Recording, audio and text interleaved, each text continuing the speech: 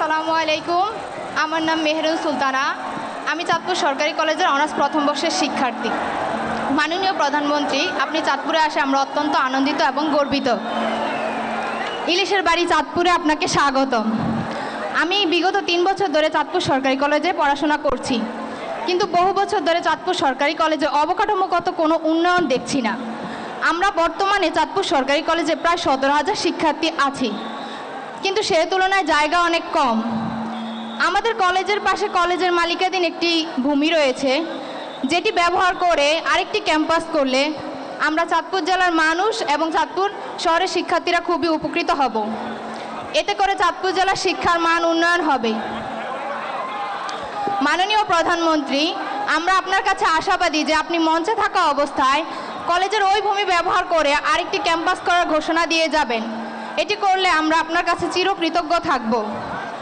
মাননীয় প্রধানমন্ত্রী, আপনার কন্যা সন্তান জাইমা রহমানের মতো আমরাও আপনার সন্তানের মতো।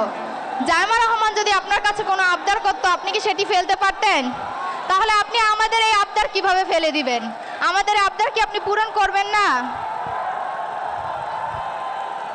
করবেন না? অবশ্যই ইনশাল্লাহ করব।